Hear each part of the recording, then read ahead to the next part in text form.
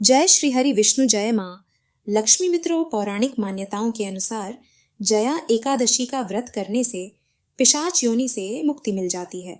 समस्त प्रकार के पापों का नाश हो जाता है और अश्वमेघ यज्ञ के समान पुण्य फलों की प्राप्ति होती है। यही कारण है कि इस एकादशी को सभी एकादशी में बहुत अधिक महत्वपूर्ण माना गया है और माघ मास के शुक्ल पक्ष की एकादशी को जया एकादशी या अजा एकादशी के नाम से जाना जाता है। इस दिन जगत के पालनहार भगवान श्री हरि विष्णु की विधि विधान से पूजा आराधना की जाती है और भगवान श्री हरि विष्णु की प्रसन्नता के लिए व्रत धारण करके उनकी आराधना की जाती है।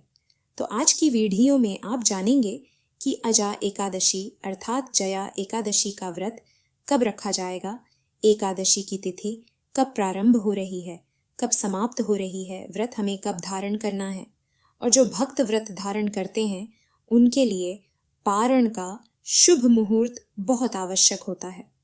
तो पारण का यानी कि व्रत खोलने का शुभ मुहूर्त क्या होगा, आज के दिन हमें किस प्रकार से भगवान श्री हर विष्णु की पूजा आराधना करनी चाहिए और कौन से उपाय करने चाहिए जिससे कि भगवान श्री हर विष्णु की असीम कृपा हमें प्राप्त हो और व्रत का और पूजा का संपूर्ण फल हमें प्राप्त हो। जिस भी मनोकामना से व्रत धारण कर रहे हैं या बिना व्रत किए भी पूजा कर रहे हैं, आपकी वो मनोकामना बहुत शीघ्र पूर्ण हो, इसके लिए आज विशेष क्या करना चाहिए, यह संपूर्ण जानकारी आपको आज की वीडियो में शेयर करने वाले हैं। तो वीडियो को पूरा ज़रूर देखिए और अगर आपको आज की वीडियो अच्छी लगे तो इसे लाइक भी ज़रूर कीजिए।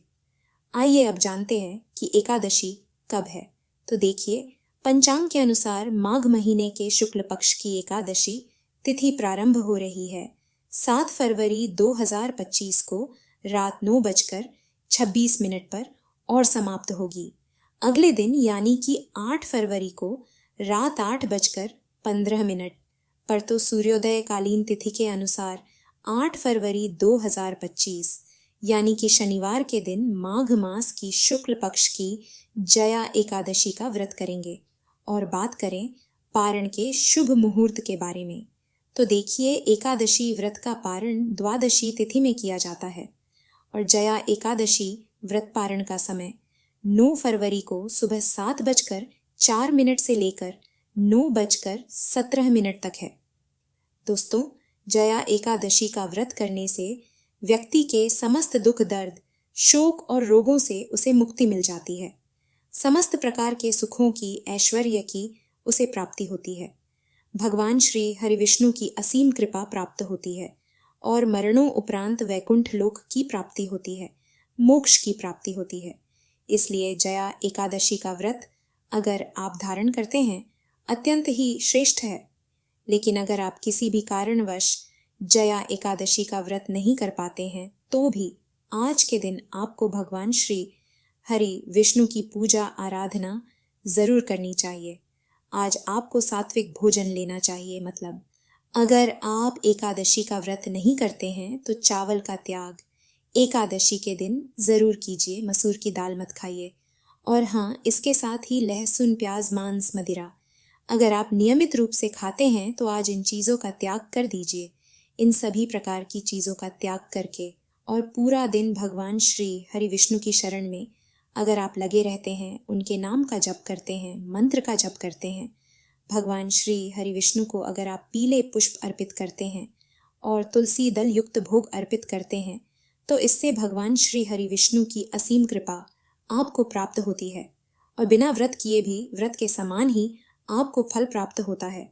तो अगर आप व्रत नहीं कर पाते हैं तो इन बातों का ध्यान ज़रूर रखिए। एकादशी से एक दिन पहले मतलब दशमी तिथि के दिन शास्त्रों के अनुसार कुछ बातों का ध्यान रखना चाहिए।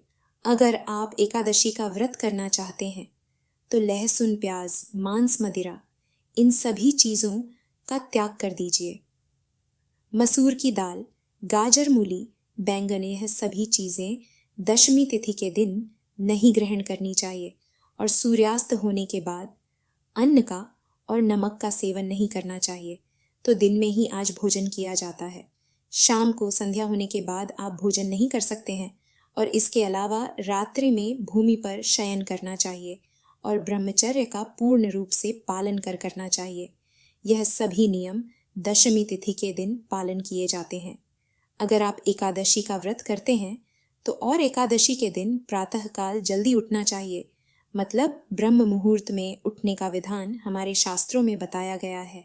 लेकिन अगर आप इतनी सुबह नहीं उठ पाते हैं तो सूर्योदय होने से कुछ समय पहले ज़रूर उठ जाइए और नित्य क्रिया से निवृत्त होकर स्नान करना चाहिए। स्नान के जल में आप गंगा जल ज़रूर मिला लीजिए, क्योंकि शास्त्रों के अनुसार एकादशी के दिन पवित्र नदियों में स्नान करने का विधान बताया गया है। अब ऐसा संभव सबके लिए नहीं हो पाता है, तो ऐसे में हम क्या करते हैं कि जिस पात्र में स्नान करना होता है उसमें सबसे पहले थोड़ा सा गंगा जल डाल दीजिए, थोड़े से काले तिल डाल दीजिए और फिर जल से भरकर उसी जल से स्नान कर लीजिए। इससे पवित्र नदियों में स्नान के समान ही आपको पुण्य फल प्राप्त होता है। इसके बाद सबसे पहले भगवान सूर्य देव को जल अर्पित करना चाहिए। उसके बाद अपने घर के मंदिर में आ जाइए। भगवान श्री हरि विष्णु के सामने शुद्ध घी का एक दीपक प्रज्वलित कर लीजिए और अपने दाहिने हाथ में जल और पुष्प लेकर व्रत का संकल्प ले लीजिए कि आज आप जया एकादशी का व्रत धारण कर रहे हैं। भगवान श्री हरि विष्णु की कृपा प्राप्ति के लिए, उनकी प्रसन्नता के लिए पूरे भक्ति भाव से मैं जया एकादशी का व्रत धारण करूंगा या धारण करूंगी, और व्रत में पूजा पाठ में जाने अनजाने कोई भूल चूक हो जाए तो इसके लिए भगवान श्री हरि विष्णु से क्षमा प्रार्थना कर लीजिए। आपका व्रत निर्विघ्न पूर्ण हो, बिना किसी विघ्न बाधा के आपका व्रत संपूर्ण हो जाए। इसके लिए भगवान श्री हरि विष्णु से आप प्रार्थना कर लीजिए। अगर आप किसी मनोकामना से यह व्रत धारण कर रहे हैं तो अपनी मनोकामना भी भगवान श्री हरि विष्णु से आप कह सकते हैं और व्रत का संकल्प लेने के बाद आपके हाथ में जो सामग्री है भगवान श्री हरि विष्णु के चरणों में अर्पित कर दीजिए और इसके बाद विधि विधान से भगवान श्री हरि विष्णु की पूजा आराधना कीजिए। जैसे कि आप भगवान श्री हरि विष्णु का अभिषेक कीजिए। अगर शालिग्राम की शिला हो आपके पास, या लड्डू गोपाल जी हो, या कोई भी स्वरूप आपके पास भगवान श्री हरि विष्णु का हो, तो आप उनका अभिषेक कर सकते हैं। चाहे तो पंचामृत से, या फिर कच्चे दूध में केसर मिलाकर, या फिर शुद्ध जल से भी भगवान श्री हरि विष्णु का अभिषेक कर सकते हैं। और भगवान श्री हरि विष्णु को पीले वस्त्र अर्पित करें, पीले पुष्प अर्पित करें, पीले फल का भोग उन्हें अर्पित करें। यज्ञोपवित्र जरूर भगवान श्री हरि विष्णु को आज की पूजा में अर्पित करना चाहिए और विधि विधान से भगवान श्री हरि विष्णु की पूजा करने के बाद उनकी आरती करें। और हाँ, जब आप पूजा कर रहे हैं तो पूजा करते समय आपको मंत्र जप जरूर करते रहना है। मतलब मौन रहकर पूजा नहीं करी जाती है, इसलिए जब तक आप पूजा कर रहे हैं किसी ना किसी मंत्र का जप अवश्य करते रहे।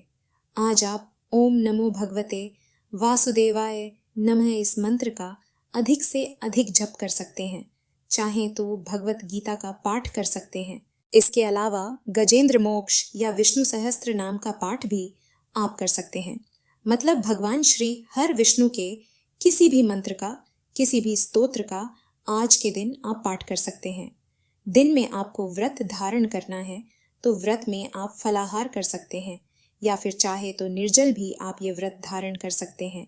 अगर आप फलाहार से यह व्रत कर रहे हैं तो ऐसे में आप फल ले सकते हैं, जूस ले सकते हैं, फलों का रस ले सकते हैं, दूध ले सकते हैं, चाय पी सकते हैं, जल पी सकते हैं। इस प्रकार से फलाहार और जलाहार के द्वारा एकादशी का व्रत आप धारण कर सकते हैं। शाम के समय फिर से विधि विधान से भगवान श्री हर विष्णु की पूजा की जाती है।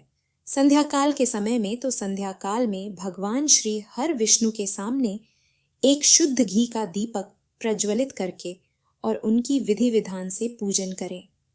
उसके बाद आप वहीं बैठकर भगवत गीता का पाठ कर सकते हैं या किसी भी मंत्र का, किसी भी स्तोत्र का पाठ कर सकते हैं। और हाँ, एकादशी की रात्रि में जागरण करने का विधान शास्त्रों में बताया गया है।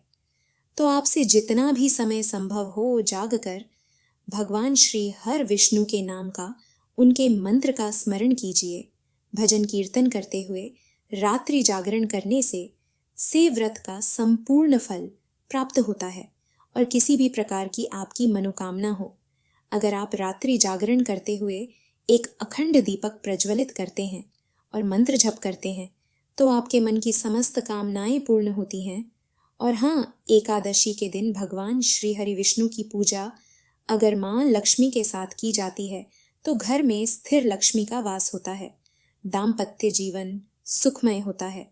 अगर विवाह की मनोकामना है, तो शीघ्र ही आपका योग्य जीवन साथी से विवाह संपन्न होता है।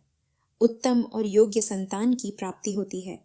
धन धान्य सुख समृद्धि समस्त प्रकार की मनोकामनाएं श्री हरि विष्णु और महालक्ष्मी की पूजा से पूर्ण हो जाती हैं। और एकादशी व्रत का पारण द्वादशी तिथि में किया जाता है। तो अगले दिन प्रातः काल जल्दी उठकर और स्नान इत्यादि करने के बाद भगवान सूर्य देव को जल अर्पित करके अपने घर के मंदिर में भगवान श्री विष्णु की विधि विधान से पूजा करें। और इसके बाद शुद्ध सात्विक भोजन बनाकर सबसे पहले उस भोजन में से भगवान श्री हरि विष्णु को भोग अर्पित करना चाहिए। और उसके बाद प्रसाद स्वरूप स्वयं आप अपना व्रत खोल सकते हैं। उसी भोजन के द्वारा पारण कर सकते हैं। लेकिन अपना व्रत खोलने से पहले, पारण करने से पहले किसी ब्राह्मण को घर बुलाकर भोजन कराना चाहिए, ऐसा शास्त्रों का विधान है। अब सबके लिए यह संभव नहीं हो पाता है। इतनी सुबह कोई भी ब्राह्मण को घर बुलाकर भोजन कराने में समर्थ नहीं हो पाता है। तो ऐसे में किसी ब्राह्मण के निमित्त दान की सामग्री निकाल दीजिए और उसके बाद आप शुभ मुहूर्त में पारण कर सकते हैं, अपना व्रत खोल सकते हैं। दान की सामग्री आप अपना व्रत खोलने के बाद भी भिजवा सकते हैं। ध्यान इतना रखना होता है कि दान करने के बाद, मतलब दान निकालने के बाद बहुत अधिक समय तक घर में दान की सामग्री नहीं रखनी चाहिए। जितनी जल्दी हो सके आप ये सामग्री किसी मंदिर में, किसी धर्म स्थान में या किसी ब्राह्मण को दान कर दीजिए। और हाँ, जया एकादशी का व्रत करते हैं तो जया एकादशी व्रत की कथा भी आपको जरूर पढ़नी चाहिए या फिर सुननी चाहिए। एक समय गांडीवधारी अर्जुन ने कहा, हे भगवान, अब कृपा कर आप मुझे माघ माह के शुक्ल पक्ष की एकादशी के संबंध में भी विस्तार पूर्वक बताएं।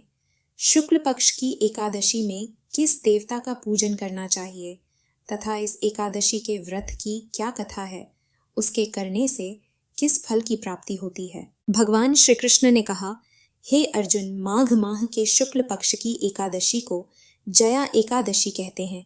इस एकादशी के उपवास से मनुष्य भूत प्रेत पिशाच आदि की योनि से छूट जाता है। अतः इस एकादशी के उपवास को विधि अनुसार करना चाहिए। अब मैं तुमसे जया एकादशी के व्रत की कथा कहता हूँ, ध्यानपूर्वक श्रवण करो एक बार। देवताओं के राजा इंद्रनंदन वन में भ्रमण कर रहे थे। चारों तरफ किसी उत्सव का सा माहौल था। गांधर्व गा रहे थे और गंधर्व कन्याएं नृत्य कर रही थीं। वहीं पुष्पवती नामक गंधर्व कन्या ने माल्यवान नामक गंधर्व को देखा और उस पर आसक्त होकर अपने हाव भाव से उसे रिझाने का प्रयास करने लगी। माल्यवान भी उस गंधर्व कन्या पर आसक्त होकर अपने गायन का सुरताल भूल गया। इससे संगीत की लय टूट गई और संगीत का सारा आनंद बिगड़ गया। सभा में उपस्थित देवगणों को यह बहुत बुरा लगा। यह देखकर देवेंद्र भी रुष्ट हो गए। संगीत एक पवित्र साधना है, इस साधना को भ्रष्ट करना पाप है। अतः क्रोधवश इंद्र ने पुष्पवती तथा माल्यवान को शाप दे दिया। संगीत की साधना को अपवित्र करने वाले माल्यवान और पुष्पवती, तुमने देवी सरस्वती का घोर अपमान किया है, अतः तुम्हें मृत्युलोक में जाना होगा। गुरुजनों की सभा में असंयम और लज्जाजनक प्रदर्शन करके तुमने गुरुजनों का भी अपमान किया है, इसलिए इंद्रलोक में तुम्हारा रहना अब वर्जित है। अब तुम अधम पिशाच असंयमी का सा जीवन बिताओगे। देवेंद्र का शाप सुनकर वे अत्यंत दुखी हुए और हिमालय पर्वत पर पिशाच योनि में दुख पूर्वक जीवन यापन करने लगे। उन्हें गंध, रस, स्पर्श आदि का तनिक भी बोध नहीं था। वहीं उन्हें असहनीय दुख सहने पड़ रहे थे।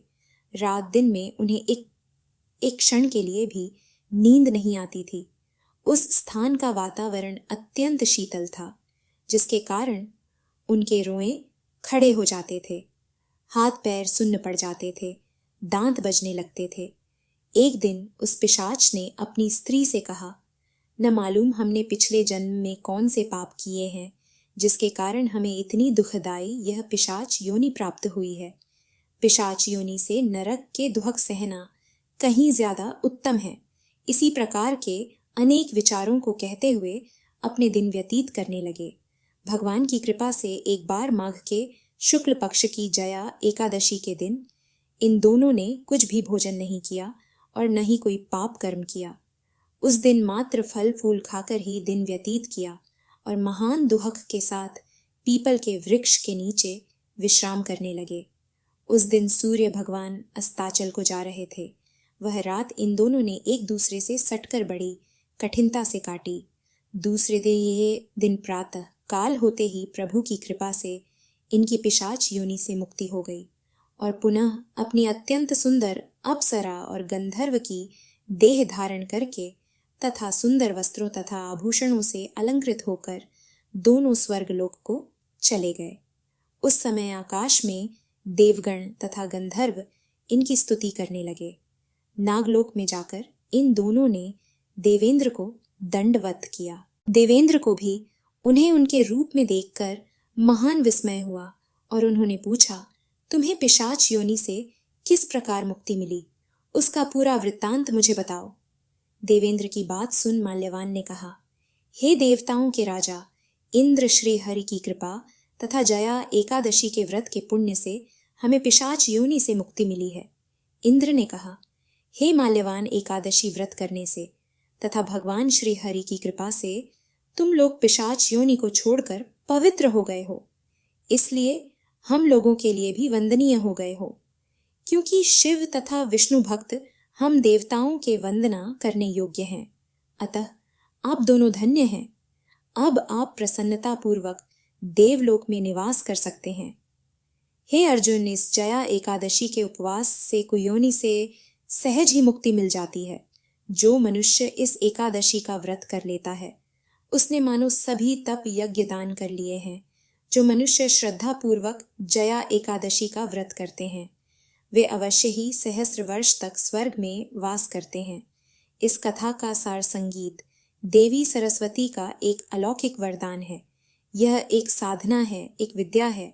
इसमें पवित्रता आवश्यक है। फिर जिस सभा में अपने से बड़े गुरुजन आदि उपस्थित हों, वहां प्राणी को संयम और मर्यादा को बनाए रखना चाहिए ताकि गुरुजनों का अपमान न हो, उनका सम्मान बना रहे। गुरुजनों का अपमान करने वाला मनुष्य घोर नरक का भागी है। तो मित्रों, ये थी जया एकादशी से जुड़ी सभी जरूरी बातें।